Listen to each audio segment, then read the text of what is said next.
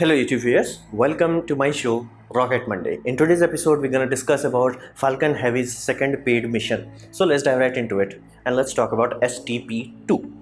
So what the hell it is? Basically, it's the third launch. Now, first launch was a demo mission. That's why it's not counted here. So this is a second paid launch. Now, this happened on June 25th, 2019 and 6:30 UTC, Universal Time Coordinate. And then you will ask, who was the customer? The first customer was Arabsat. This was Department of Defense. Now, this is a very big step because in earlier times, Department of Defense simply did not allow SpaceX to apply bids for their launches. But then there was a large court case, public hearings and all that. And then they have solved this issue. So now SpaceX can actually go for Department of Defense contracts. This is the first time they are actually doing it. It's not just like okay on paper, but this is time they are actually doing it. And on top of that, this is the foundation mission, because after this, the third mission would be there. That would be from Department of Defense. That would be a secret mission. That is like, to maintain that secrecy, it is very hard to get approval from government. So this is a very big mission for SpaceX to okay, now we have actually earned the trust of government. Now, the cost of this mission is a bit high. It's around 165 million from SpaceX part. Now, why it's so high if other missions were done at around $90 million? Simply, Department of Defense, government, lot of red tapes. On top of that, it has upwards of 25 satellites inside it. So you have to understand that the payload fairing itself is very expensive, and it's a first night launch. And this, all things combined, like the fact that it's from Department of Defense, the fact it has 25 satellites, most of them will require reboost burner of the second stage. That means they have to push the Falcon Heavy to its maximum capacity. So it's really tough on the rockets. That's why they are asking so much, because in the early on the mission, they were like, yeah, there is a very serious chance we may not able to recover boosters. So this is why it's so expensive, and it's the second time. Now, this is the insignia for that STP-2. So there are many payloads about it. However, there are certain payloads that are open to public, that as in you can understand the full detail of it. So this was Cosmic 2. Now this is a very big achievement, simply because it's one launch, 6 satellites, each satellite weighing upwards of 277 kilos, basically more or less same as Starlink, and they all are in different inclination. Let that sink in. They are when we are talking about SpaceX launch of Starlink satellites, they were thrown in one orbit and they will space themselves out. This, they were going in different directions, so that is very important. And this is a whole constellation in one launch, different inclination, and it will do basically space weather research. Now, of course, it will also do climate study and all that. So basically, it's a general purpose tool specialized in space weather. And the payload adapter needed for this is what primarily drove the cost so high. And there are some other quote-unquote open quote-unquote Department of Defense contract, which includes one radar that somehow can track a vehicle on land. Radars are generally never used from space, simply because they don't have enough power to actually provide enough resolution. They can see big ships but cannot pinpoint cars and all that. That is one mission that is also launched with this. Now again, that's a demo mission, that's a testing mission. So once they have figured out the antenna technology, the phase shift array technology, then they will utilize that. So that is made for basically, if they are gonna have satellite and they're gonna track a vehicle using radar, not optical system, using radar. So weather will not play any role into it, and jamming it would be flat out impossible. So that Department of Defense is doing some things.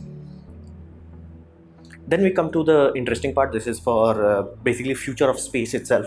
There are 2 propulsion testing going on in this time. First is LightSail 2. Now, LightSail 1 was a demo mission which was launched very early on, and the idea was, can a solar cell even survive space? Because it's one thing to say, okay, we're gonna make it very thin. Does it survive basically radiation pressure? Does it survive the hot and hot and cold side temperature difference? So that was tested in LightSail 1. Now in LightSail 2, they're gonna launch this, and I have provided the link down below. You can check the whole unfolding video. It's quite interesting to see.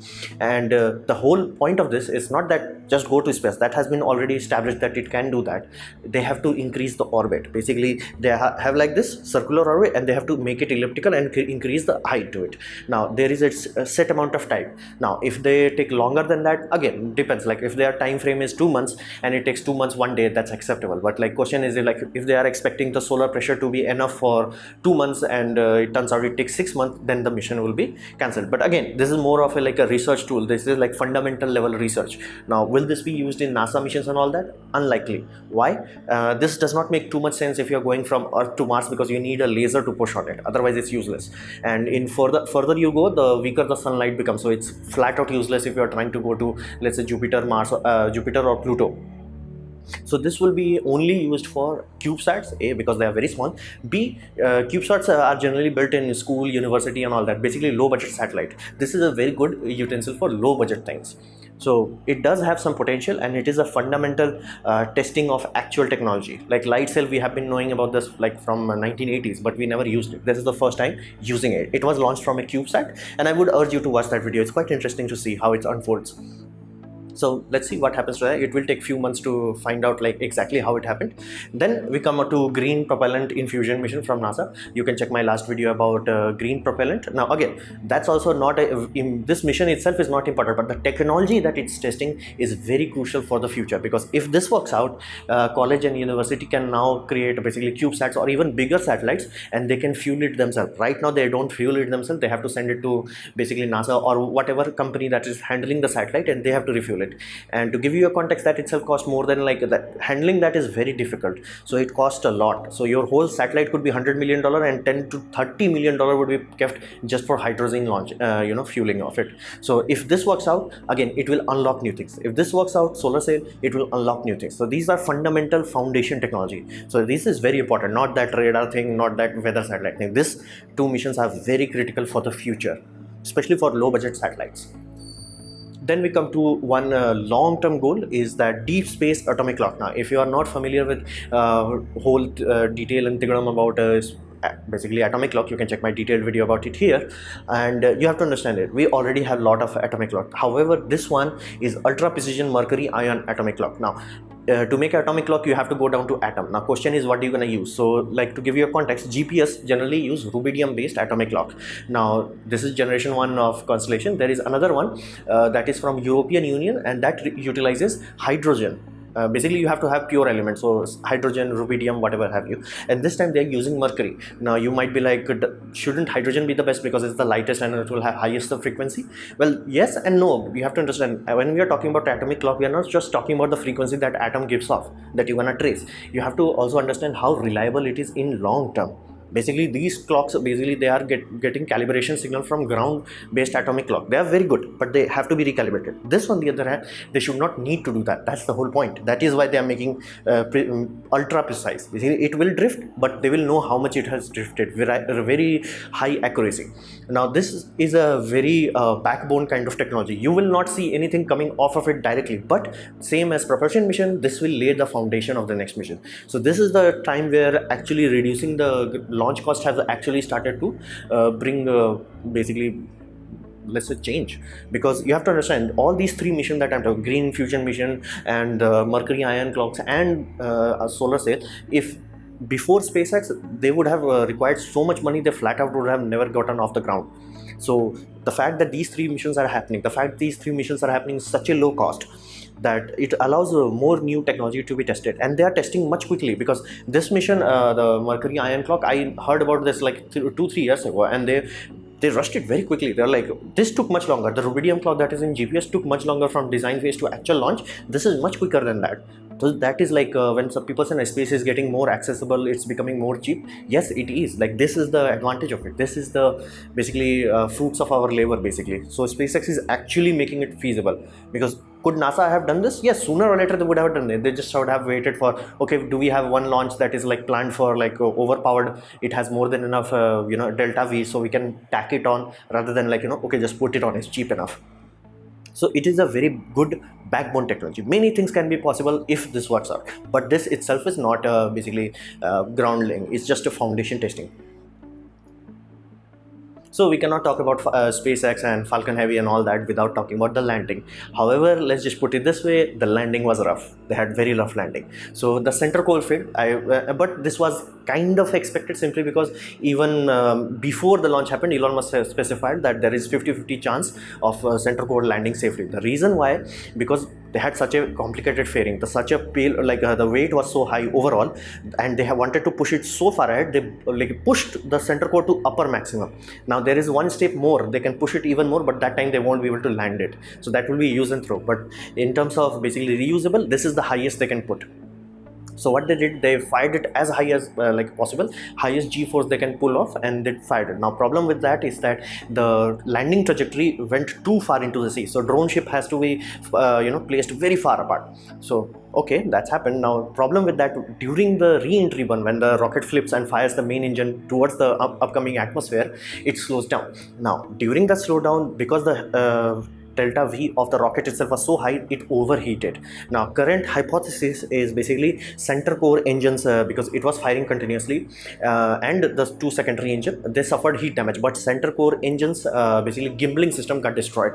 So when it was landing, the three engines were used to slow it down. Now that worked flawlessly, but once it's about to, like, at the barge level, it cuts off the two side engines and only relies on center engine to provide finer thrust control. But because the gimbal was damaged, it failed. That is why, like, it could have been like almost they could have landed, because if you saw the live stream, you would literally see plume of rocket exhaust literally reacting with the basically deck of the drone ship. It was like almost cut it. But then again, like, this is the third time, and I think the center core may be cursed, because first time they flat out missed it. Second time, even though successfully landed it, they failed to retrieve it. During retrieval, something happened, it tipped over, and this time it flat out went kaboom. So I don't think they have very good luck with center cores. However, the side booster happened perfectly, no worry about it, so it just worked. This is, they have nailed it down. They know how to land side cores, like, they're good. So I think in next 3-4 missions they will figure out how to land center core without destroying it. So, but side boosters, awesome, no problem. Center core, they knew there was very low chance and it failed, but it came very close. It's like, you can almost see, I saw that in live stream, it's like almost got there. Then we come to the big first for SpaceX. This is the first time their boat that they are using for capturing the payload fairing worked. Now payload fairing can be reused if it touches the sea. They just don't want to do it because it adds a refurbishment cost, not because it will be damaged, but they have to double check it because seawater is corrosive. So you have to understand, they don't want the payload fairing to touch sea.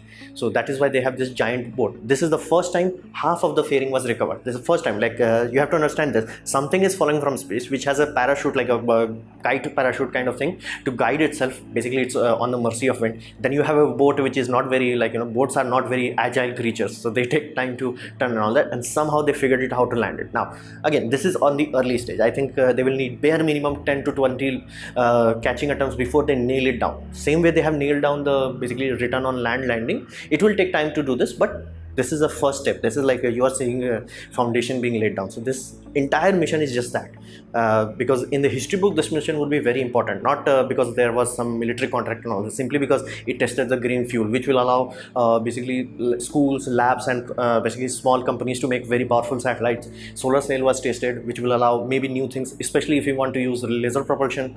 Then the fact that they are actually trying to successfully capture the payload fairing, if it works out, this will also reduce the cost. And the deep space mission, the fact of mercury ion clock, if that works out, that will also unlock a high gigabit connection to basically Mars and Pluto.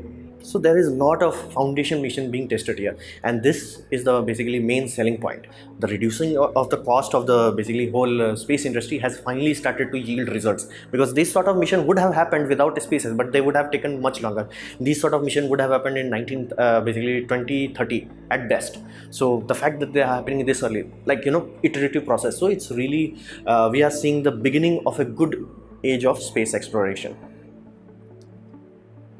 So this was my presentation about basically SpaceX Falcon Heavy second launch mission. I hope you liked it, learn from it. In that case, please leave a like. If you didn't like it, don't worry about it. You can press dislike. I would urge you to press it twice to show me your extra disappointment.